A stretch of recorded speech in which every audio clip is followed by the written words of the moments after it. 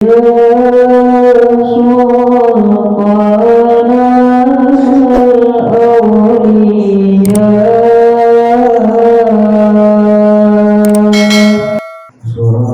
Al-Hujurat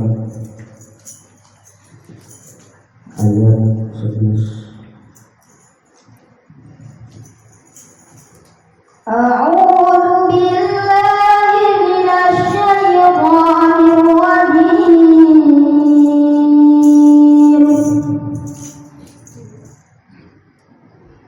Bismillahirrahmanirrahim.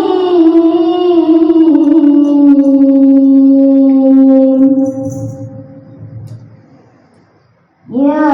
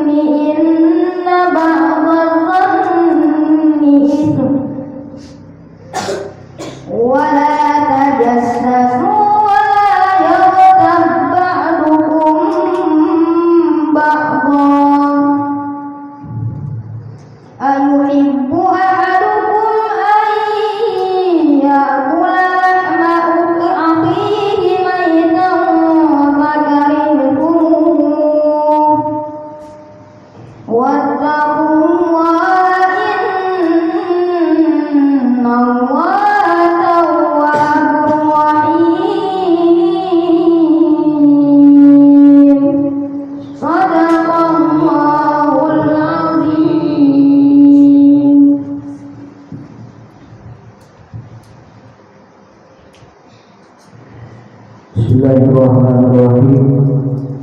Alhamdulillahirabbil alamin wa bihi nasta'in 'ala umuri dunya waddin. Wassalatu wassalamu 'ala asyrafil anbiya'i wal mursalin sayyidina wa maulana Muhammadin wa 'ala alihi wa sahbihi ajma'in. Rabbi shrah li sadri wa yassir li amri wahlul 'uqdatam min lisani yafqahu qawli. Subhanaka la ilma lana illa ma 'allamtana innaka antal 'alimul hakim wa la haula wa la quwwata illa billahil 'aliyyil 'azim.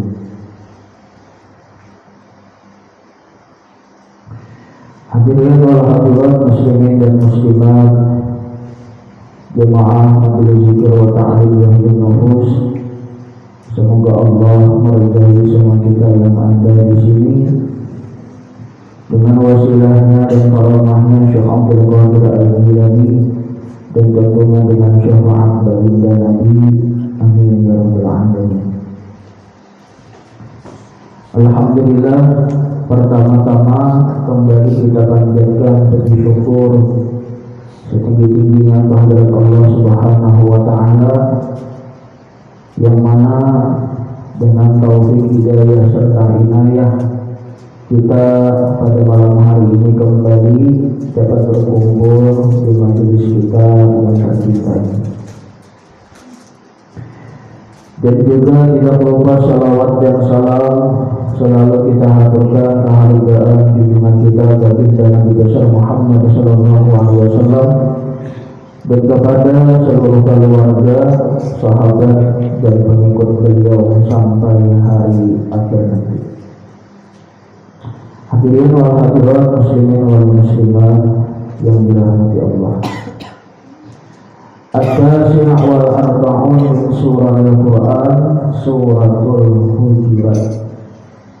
Madaniyatun wa ayatuha samaniyah asyar. Yang ke-49 daripada surah-surah yang ada di dalam Al-Quran, namanya surah Al-Hujurat. Surah Al-Hujurat. Surah ini diturunkan di Madinah dan ayatnya berjumlah 18 ayat.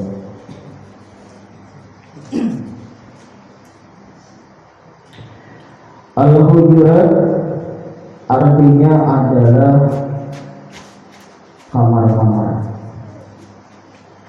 Al-Hujurat artinya adalah beberapa kamar. Maksudnya adalah baginda Rasulullah sallallahu alaihi wasallam beliau mempunyai 9 orang istri, itu menurut sebagian riwayat, dan masing-masing istri beliau itu ada 1 kamar. Satu istri sendiri ada 1 kamar. Hujurat artinya beberapa kamar. Allah Subhanahu wa ta'ala berfirman pada ayat ke-5, pada ayat ke-4 dan ke-5. A'udzu billahi minasyaitonir rajim. Innal ladzina yunadunaka min wara'il hujurat aksaruhum la ya'qilun.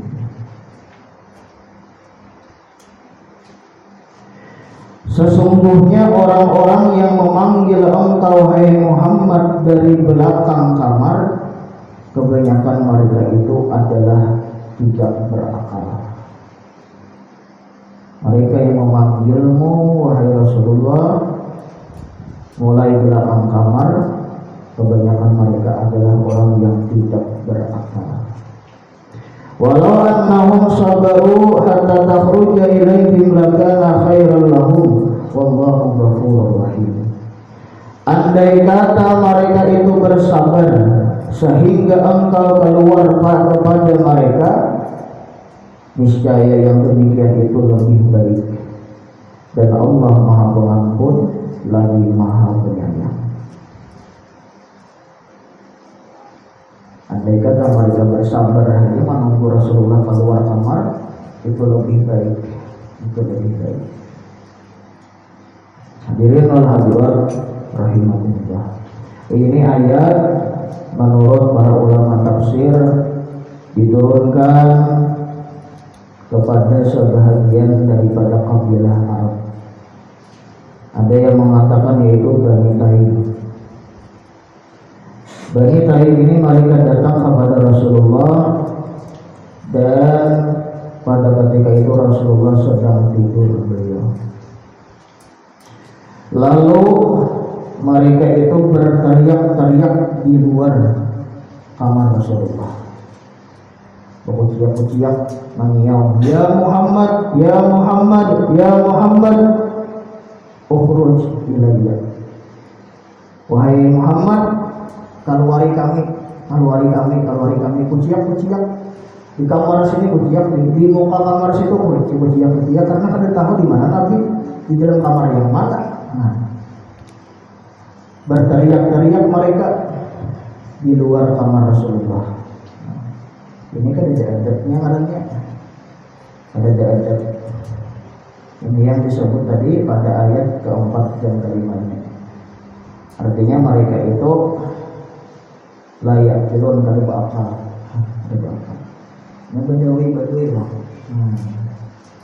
Kalau badui artinya orang yang berada di dusun sana jauh. Kada bakal. Tapi kalau diecap artinya benar.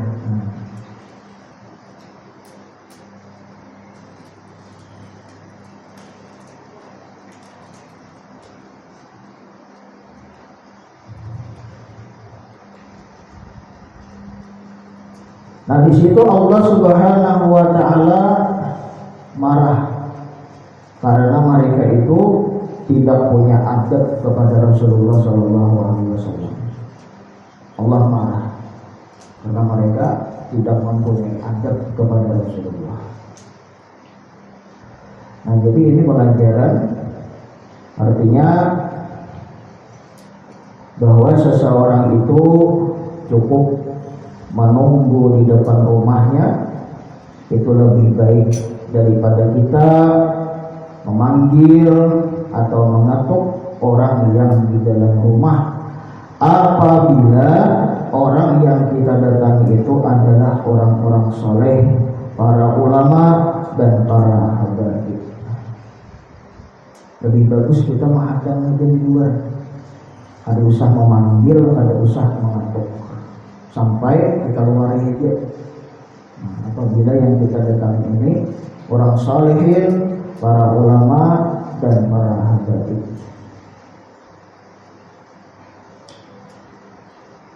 Walau annahum sabaru hatta takhruja ilaihim lakana khairan lahum.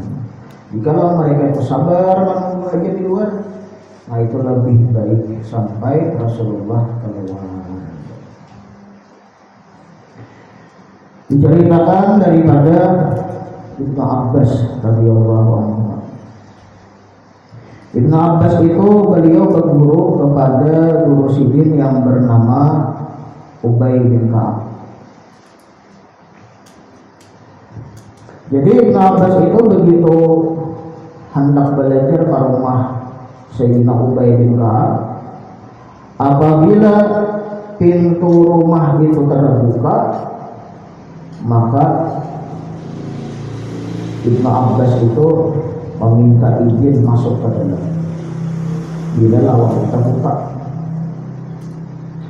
dan apabila sudah diizinkan, hanya izin masuk belajar lawan Ubay bin Ka'ab. Tapi apabila beliau ke rumah Sayyidina Ubay bin Ka'ab, ke rumah gurunya, walhal pintunya itu tertutup, artinya lawangnya tertutup, maka sidin itu Ibnu Abbas menunggu di palatar, di dekat di anjing, menunggu. Kadang ini membuka lawang, kalau masa orang ya lawang, menunggu di palatar, memanggil kada, mengatuk kada, sampai dibukai pintu. Dari dulu masuk dibukai hanya belajar. Bahkan diceritakan kerap kali setengah hari nggak dibukai perguruan. Ibnu Abbas hanya masuk situ. Nah, itulah adabnya sahabat-sahabat Rasulullah Sallallahu Alaihi Wasallam. Nah ini namanya adab. Hadirin dan hadirat muslimin dan muslimat rahimakumullah. Nah, lalu bagaimana andai kata kita itu kada sabar, ya boleh, kada sanggup menghadang lawas benar misalnya, atau besar apa namanya darurat, gimana ya boleh.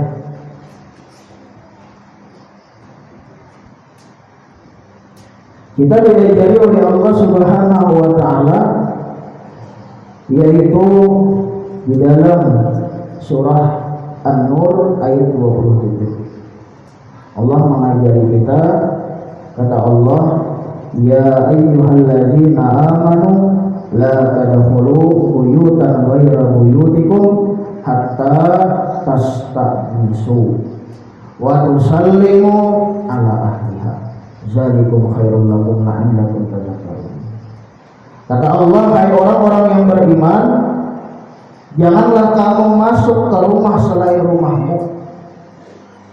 Lain rumah kita jangan sembarang masuk. Nah, biar Allah ya Allah. Mang rumah seorang bebas kalau masuk, mang rumah orang ada bebas sembarang masuk.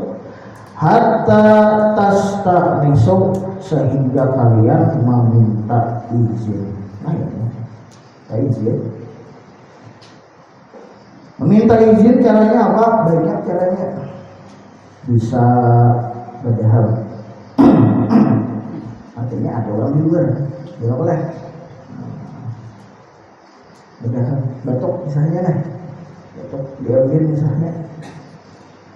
Sekali batuk dari video mengeluarkan, batuk pulang, banyak batuk. Sampai 3 kali. Bila sudah 3 kali itu orang pada mengeluarkan, itu orang abur tuh bisa kuring kah, bisa diisi kan ya orang tahu. Udah jadi paksakan lagi, boleh ya nggak salah. Itu ada. Ada kalanya minta izin itu mengatuk. Nah, yang lawan atuk sekali tok. Binatang dulu, jangan atuk peracap. Atuk sekali. Binatang. Ya setengah menit sudah binatang. Tadi dua membukai. Atuk pulang sekali. Nama kedua nih. Binatang dulu setengah menit ke 30 detik kan. Siapa tahu kan orang berbaju kan dulu orang ada berbaju ya loh kok mengeluarin nih. Nah, orang di WC kah misalnya loh kok. Jadi saat orang tuh kan hendak lebih baju kan dulu. Nah, itu jangan takut mereka. Jangan ketiga. Nah, bila sudah 3 kali tungguin. Bila ada membukai 2 sudah boleh dibuka. Nambah satu. Kalau ini ada HP dulu, ya Pak, bisa aja. Tuh ada, tadi murid kita datang ke rumah orang, langsung buka lowongnya. Ya, nah buka lowong langsung, udah boleh. Dari rumah seorang ya Pak, ini diajarkan oleh Allah dalam surah An-Nur. Jangan kalian masuk ke rumah yang lain, rumah kalian sehingga kalian minta izin dahulu. Memanggil 3 kali cukup. Bila sudah, berarti awur atau apa? Nah, ya Allah orang yang jalan rumah nih, jangan biasa.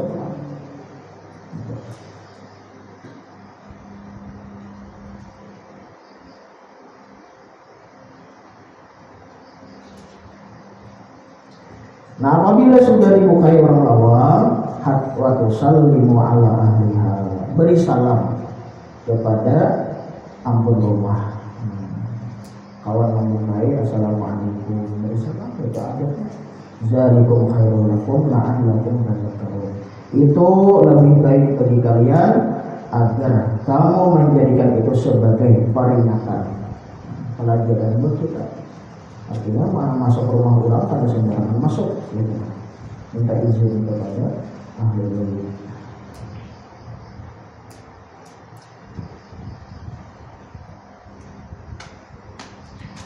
Dan ini bukan hanya kita, Rasulullah pun Sidin minta izin juga bila ada para sahabat masuk. Rasulullah minta izin. Begitu sampai ke rumah sahabat, lawangnya membuka, Nabi ada khulu, bolehlah aku masuk ya Nabi. Nah itu kan, bolehlah aku masuk ya Nabi. Tidak ada yang menyahut boleh, boleh masuk. Ada khulu, aliju, banyak itu dalam hadis Rasulullah. Nabi minta izin masuk. Artinya minta izin apabila masuk ke dalam rumah orang lain. Nah ini kenapa tadi dinamakan surah Al-Hujurat, artinya kamar-kamar itu. Karena Rasulullah mempunyai istri Beliau banyak lolah dan setiap istri beliau itu mempunyai satu kamar. Hadirin dan hadirat muslimin dan muslimat rahimakumullah. Surah Al-Hujurat ini sebagaimana surah-surah yang lain banyak juga memberikan pedoman, petunjuk kepada kita untuk selalu di jalan yang lurus. Di antaranya pada malam hari ini kita mengaji dan mengkaji yaitu surah Al-Hujurat ayat ke-11 dan 12 yang sudah dibacakan oleh adik kita tadi. Nah, pada ayat itu Allah berfirman, ya ayyuhalladzina amanu la yaskhar qaumun min qaumin asa an yakunu khairan minhum wala nisa'un min nisa'in hatta an yakunna khairan minhum. Yang pertama kata Allah di sini, wahai orang-orang yang beriman, janganlah meremehkan, mengolok-olok satu kelompok daripada kelompok yang lain. Di sini Allah pertama melarang kita jangan sampai kita ini meremehkan orang lain. Jangan sampai kamu itu menghinakan, meremehkan, mengolok-olok satu orang daripada satu orang lainnya. Jangan meremehkan orang lain. Asa ayyakunu khairan minhum, barangkali orang yang kamu remehkan itu di sisi Allah dia lebih baik daripada orang yang meremehkan. Barangkali orang yang diremehkan itu dia lebih tinggi pangkatnya di sisi Allah Subhanahu wa taala daripada orang yang meremehkan. Jadi jangan hendak mengolok-olok orang. Jangan menghinakan orang. Jangan mentertawakan orang lain. La yaskhar, jangan meremehkan orang lain. Siapa tahu dia itu lebih baik daripada orang yang meremehkan. Dan tidak boleh juga perempuan meremehkan perempuan yang lain. Barangkali perempuan yang diremehkan itu kedudukannya lebih baik di sisi Allah daripada yang meremehkan. Nah, jadi ini pelajaran Allah malam ini kita satu, Allah melarang kita istihza, sukhriyah, tahkir ala ulul ghair wan naqais. Allah melarang kita menghinakan, meremehkan, mengolok-olok atas aib dan kekurangan orang lain.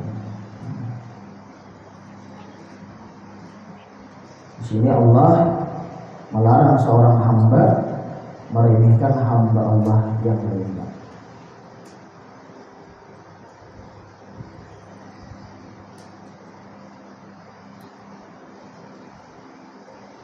Kalau Nabi kita bersabda dalam sebuah hadis, innal mustahdiina minnas yuftahu li ahadihim babu minal jannah fayuqalu halumma halumma fayaji'u bikarbihi wa ghammihi fa iza atahu ubrika dunahu ila akhir.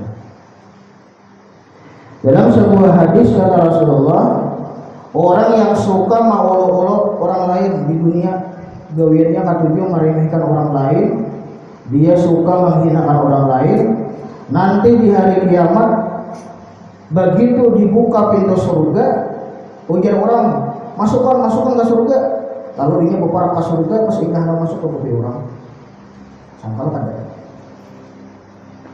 orang-orang ini biduran masukkan, begitu dia anak masuk ke mobil orang lawan. Indah itu pulang dibukakan pulang pintu surga dan sebutnya, ujar penghuni surga, masukkan orang masukkan kami sekalinya masuk ke mobil orang.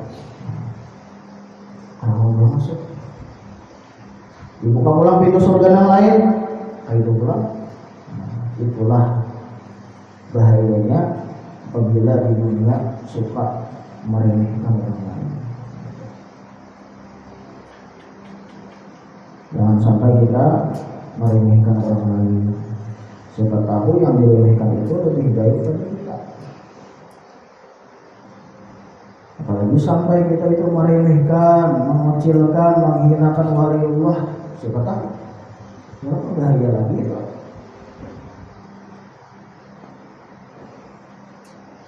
Perkara kewalian itu disembunyikan oleh Allah.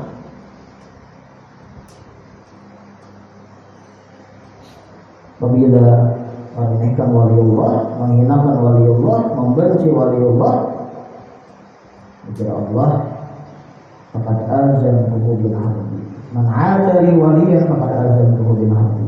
Barang siapa yang memusuhi kekasihku, barang siapa yang memusuhi waliku, maka orang itu beritahu dia berperang denganku. Nah, orang ini berperang dengan Allah. Nah iya. Atau dia meremehkan orang, siapa tahu yang meremehkan ini wali. Itulah hikmahnya. Kenapa Allah itu menyembunyikan kewalian hambanya? Kenapa Allah sembunyikan? Kan banyak wali Allah itu mastur, tersembunyi. Alih ditebak wali itu alih. Banyak mastur itu. Kenapa Allah sedemikian telah menyembunyikan? Supaya kita ini berhati-hati, jangan meremehkan orang aja.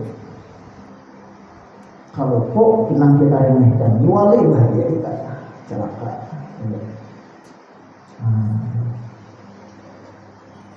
Wali ini macam-macam, banyak yang masuk, yang Yusuf banyak gitu. Mereka menutupi kewaliannya macam-macam. Ada yang terjemahkan banyak. Wali ini dia menutupi kewaliannya. Banyak makan dari wali seperti itu. Jadi istilah. Ada maka itu. Ada waliullah yang menutupi kewaliannya banyak begini sih. Begini. Ada maka juga menutupi kewaliannya. Orang ada tahu ada wali sendiri ya. Kalau sebelum ini anak saudara dia tahu ya. Ada maka itu. Ada tahu kita. Macam-macam Allah menyembunyikan. Ada di tanah Jawa itu dulu seorang waliullah Yusuf saja. Hari-hari boleh kalianan aja. Tapi bila orang waktu sembahyang saja. Bila orang azan sembahyang satu umat ibadah sembahyang kalianan pulang nah. Main layang-layang terus. Orang bang sampai satu kalianan sembahyang ibadah sembahyang ada berdiri terus. Kalianan pulang. Waliullah. Alhamdulillah tak habis bin nikmat kalau dapat benang kalianannya ada dulu sedikit. Orang mah luar biasa. Benang wali. Ada nama itu kita remehkan nama itu kita kan tahu siapa nama waliullah gitu. Banyak waliullah. Nah, jadi itulah hikmahnya. Kenapa Allah menyembunyikan kewalian hambanya, supaya kita ini berhati-hati, jangan sampai kita ini menghinakan, meremehkan orang lain. Siapa tahu dia itu adalah kekasih Allah Subhanahu wa taala. Nah, itu yang pertama tadi, la yashar qaumin qaumin asa ayyakuna khairan minhum. Janganlah kita itu meremehkan orang lain. Siapa tahu dia itu lebih bagus kedudukannya di sisi Allah Subhanahu wa taala daripada orang yang meremehkan tersebut. Hadirin wal hadirat muslimin wal muslimat rahimakumullah. Yang kedua, di dalam ayat itu disebutkan kata Allah wala talmizu anfusakum. Allah melarang, ini larangan Allah juga.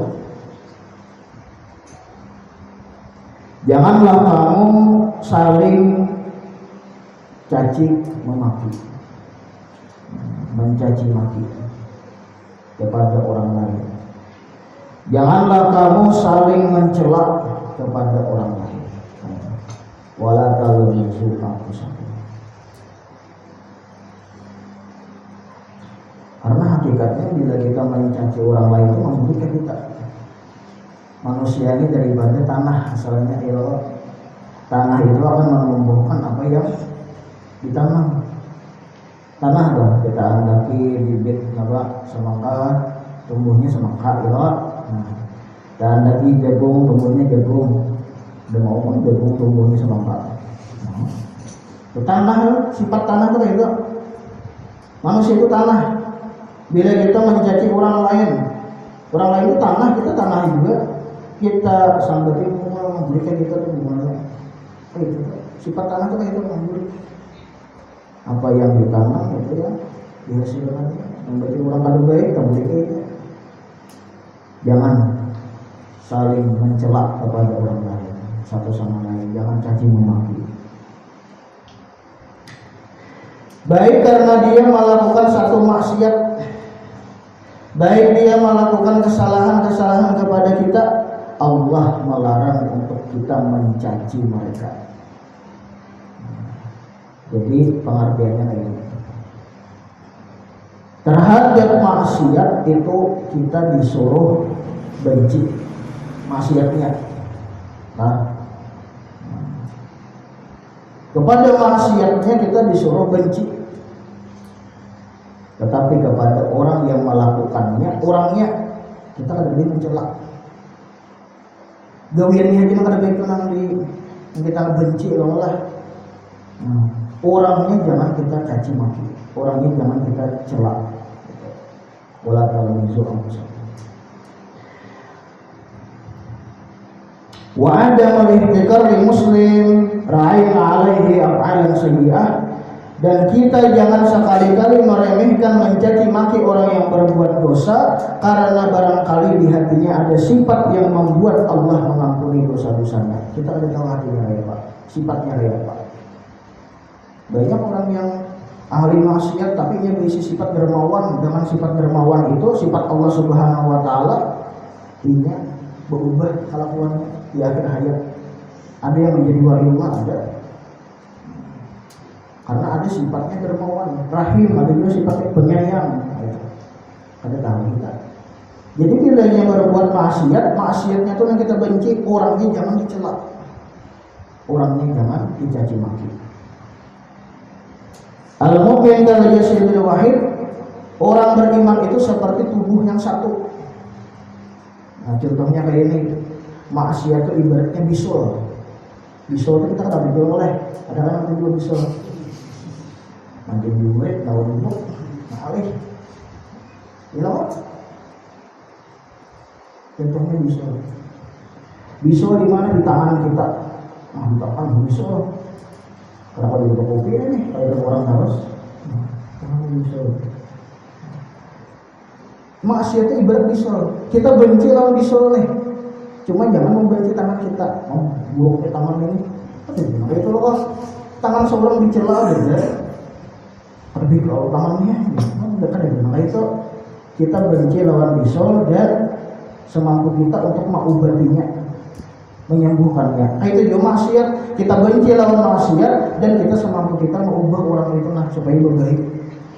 Nah, supaya ampinnya berbuat maksiat. Orangnya jangan dicela, orangnya jangan dicaci maki. Itulah wala talmizu anfusakum. Yang ketiga, larangan Allah yang ketiga dalam ayat ini, wala tanabazu bil alqab. Janganlah kalian berpanggil-panggilan dengan gelar. Nah, yang tidak disukai oleh orang yang dipanggil itu. Jangan memanggil orang dengan gelar, manggilnya kada ketujuh. Amuninya ketujuh loh, Pak. Bilainya kada ketujuhnya kada rindu, baru bisa kita yang bergelar. Gelarnya nang baik kenang kada kah? Intinya orangnya aja bilainya ketujuh loh, Pak. Gelar nang baik, tapi ini ada ketujuh, baru bisa kita. Kawan kita bertapih kah? Ya biang ya, wah datang tuan kita aja. Nah, inya sarit, amun inya tuh sarit. Baru bisa kita mengejar aja tuan guru kan. Datang kiai kita mah, bila inya sarit baru bisa kita. Tapi bila inya, wah air. Bapak disebut tuan guru, ada bapak kita mengejar aja tuan guru. Bila inya senang aja dengan gelar itu. Nah intinya Jangan menggelar orang dengan gelar naibnya kada suka saja. Dengan gelar naibnya kada suka. Nah. Yang ketiga. Yang keempat.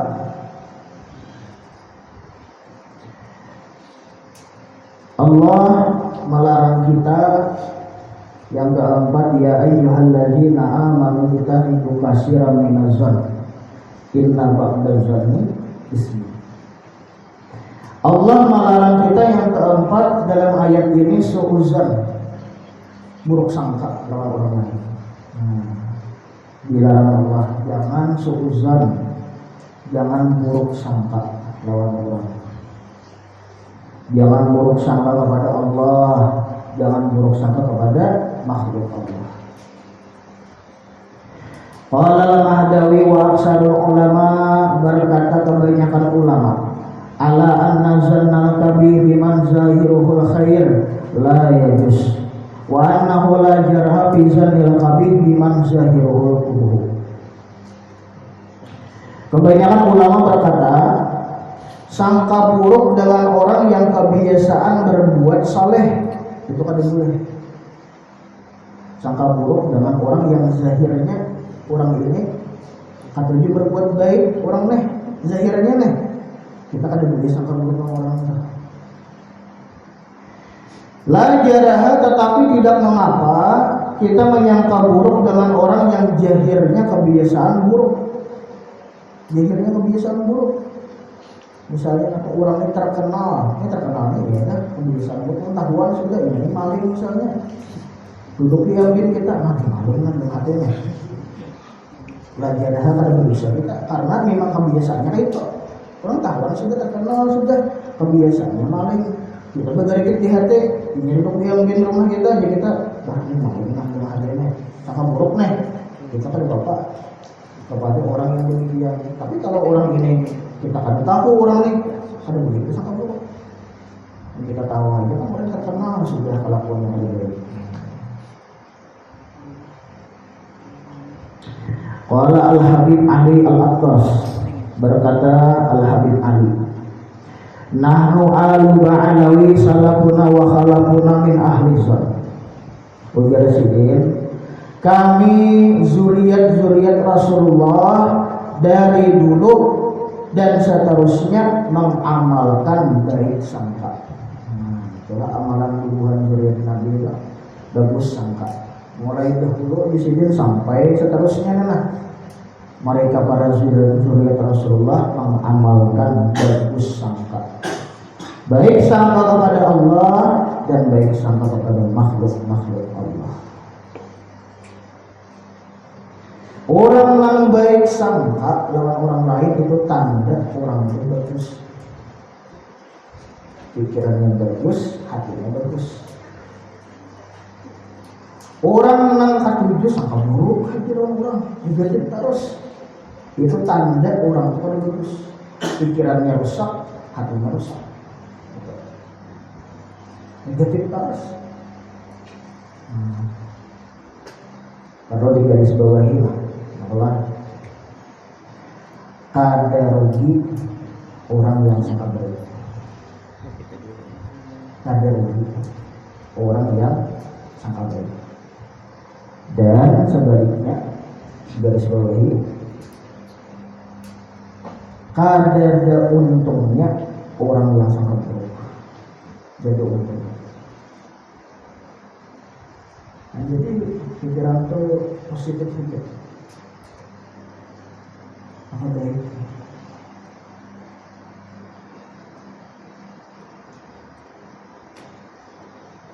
Ada orang bermotor laju, hujan atau ada apa di jalan ada limpak begini, kita mikir kok lagi terus, mikir baju kita nih karena motor masuk. Nah, bila hati kita bagus, pikiran kita bagus, sangka kita, agar kita mungkin ingin anak kami, nyetir laju, anak kami sama atau anak buah yang besar. Nah, atau apa bininya keberadaan di rumah sakit, ini anak ke situ. Nah, itu orang sangat baik. Tapi mau pikiran negatif, menyembah kok. Menyembah. Baju kan juga bersih lah ya. Tiket saya kan. Nah, habis beli motor kok orang bawa motor, wah kalau orang bisa yang bawa motor ini orang sedih. Menyumpah aja tuh amannya pikiran negatif. Nah, amannya pikiran positif, ya mungkin ini anaknya kan kecelakaan misalnya dari bajunya ya kok positif aja. Kada ada ruginya sangka baik itu. Kada ada untungnya sangka buruk, dari untungnya sangka buruk. Negatif aja di jalannya. Orang bersedekah aja, jadinya riak aja. Orang bersedekah kok bisa bilang seorang riak aja. Kita sampai takkan pulang panitia aja. Ini bang sekian kan itu lah, kayak gitu orang. Kemarin panitia ada, saya tahu orang gitu kok. Bukan biasa orang riak aja belum negatif aja harus pikiran lo. Nah itu tanda pikiran dan hati itu rusak. Kalau negatif aja harus sangka buruk apa? Nah jadi alaika bihusnuzon, lazimilah sangka baik. Gak ada ruginya orang yang sangka baik itu. Kata Allah Subhanahu wa ta'ala, ya Allah, ana inda zanni abdi. Aku ya Allah menurut sangkaan hambaku denganku. Bila hambaku menyangka baik kepadaku, maka aku demikian ya Allah. Itu. Makanya ada di sana guru kita loh, ada suatu kampung yang mana di kampung itu dahulunya ada makam keramat. Makam keramat. Bila orang ziarah ke situ kabul aja, nazar kabul aja. Ada makam keramat di kampung itu.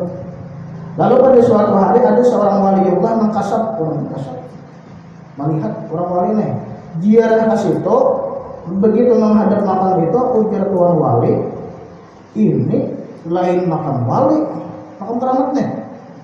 Ini ada bangkai anjing di dalam, artinya kubur anjing. Gempar masyarakatnya, gempar orang, kabur aja makam keramat. Lalu ada yang menyambar lain makam wali, gempar masyarakat. Jadi kesimpulannya di waktu itu dibongkar, kubahnya dibongkar. Oh ternyata ada tulang belulang anjing, besar makam anjing, kubur anjing. Ini orang kasar melihat, enggak ini kasatian.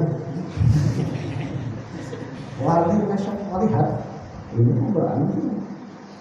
Nah lalu kira masyarakat, kenapa wahai tuan guru, wahai tuan wali, kami ini bila ziarah saya kabul aja, kenapa? Maka kubur anjing tadi. Jadi ujar tuan guru, ujar tuan wali yang kasyaf itu berkata, nah ujar sipil,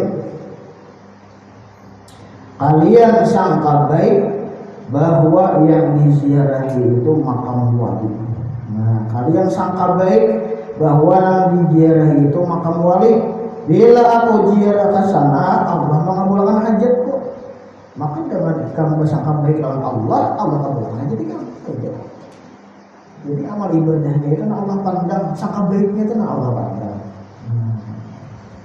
Karena ikam yakin itu makam wali, bila ikam ziarah, ikam yakin Allah mengabulkan hajat, kabul hajat kita. Itu aja kalau wali.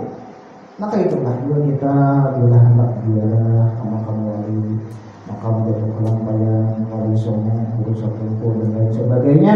Bila kita yakin si itu wali, kita yakin bila kita ziarah Allah mengabulkan hajat kita, insya Allah kabul hajat kita. Tapi bila kita ziarah ragu-ragu, nah sia-sia jangan ziarah lama awak. Ragu-ragu ini wali kan dia nggak ziarah, nah ragu-ragu. Walaupun ziarah dari kemana kan, hatta yang ziarah ke Madinah, ke makam Rasulullah, dia ragu lawan Rasulullah, ragu lawan Nabi, sia-sia dia ziarah, sia-sia. Nah jadi kita ziarah itu mantapkan hati kita, husnuzan, baik sangka. Ini namanya ziarahi wali. Dan Allah mengabulkan hajat kita. Intinya kita sangka baik Allah mengabulkan hajat kita. Nah itulah ya Allah, ana inda zanni abdi. Aku menurut sangkaan hamba-Ku denganku. Nah, bila kita membaik sangka dengan Allah, maka Allah pun demikian kepada kita. Jangan sangka buruk dengan Allah Ta'ala. Imbah berdoa pada Allah kamu sangka buruk Tuhan, jangan minta. Nah, imbah berdoa kan kita disuruh berdoa kepada Allah, meminta kepada Allah. Kita laksanakan berdoa, kita yakin Allah kabulkan. Menurut Allah kan Allah itu mengabulkan macam-macam caranya. Ada Allah mengabulkan langsung apa yang kita minta. Ada Allah mengabulkan dihurupakan. Kita minta duit datangnya berlian, ada yang kayak itu. Nah, minta berlian datangnya duit, nah dihurupakan Tuhan, ada yang kayak itu. Ada Allah gantikan. Ada juga Allah mengabulkan hajat. Nang kita minta kada kabul tapi Allah sehat, ada juga kayak itu. Nah, jadi intinya sangka baik kepada Allah. Jangan sampai kita ini sangka buruk kepada Allah Subhanahu wa Ta'ala. Yang kelima, wala tajassasu, jangan kalian itu mencari-cari kesalahan orang lain.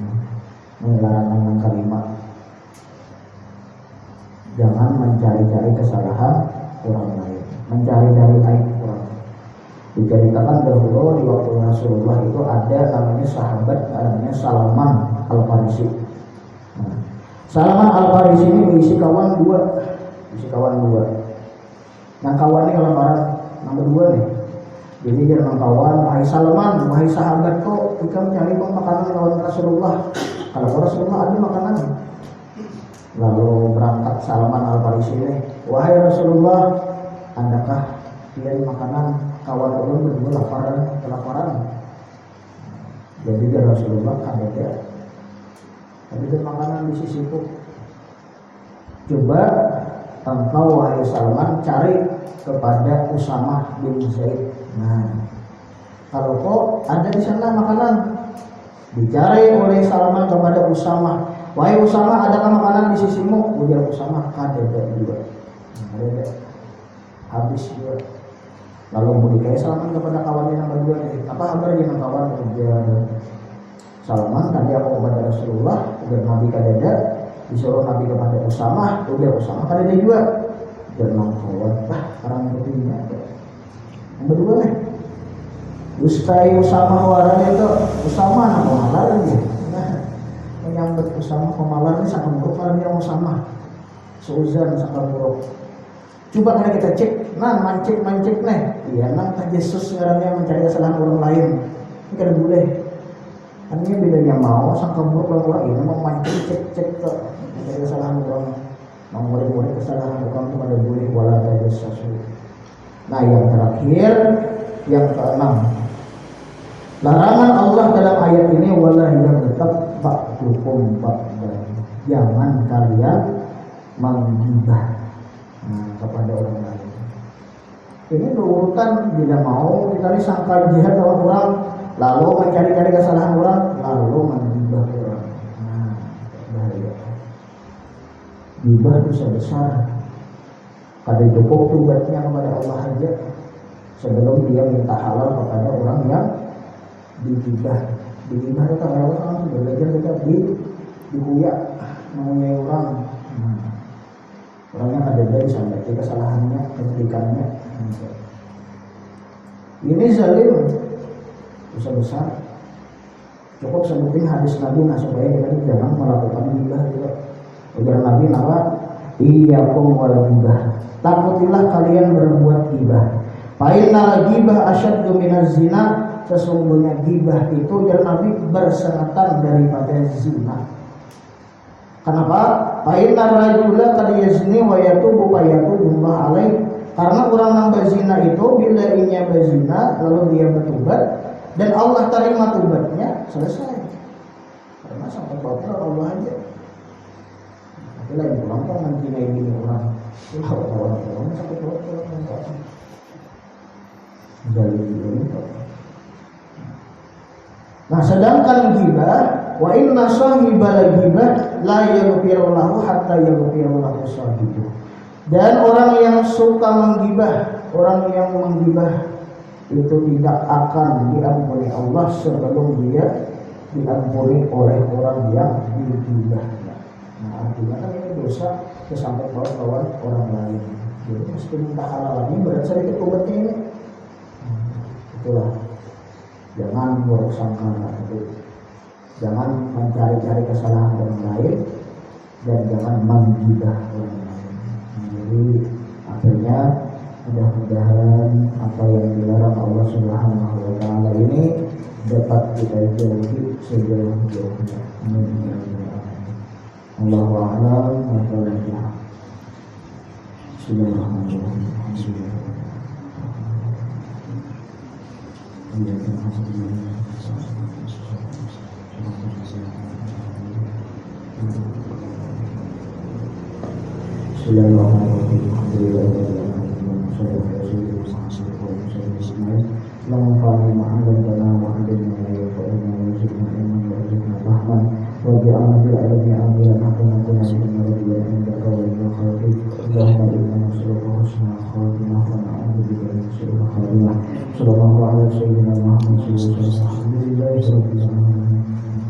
Ana jalil Allahu aziz, ana fakir Allahu ghani, ana jalil Allahu alim, ana dhaif Allahu qawi, ana zalil Allahu aziz, ana fakir Allahu ghani, ana jahil Allahu alim, ana dhaif Allah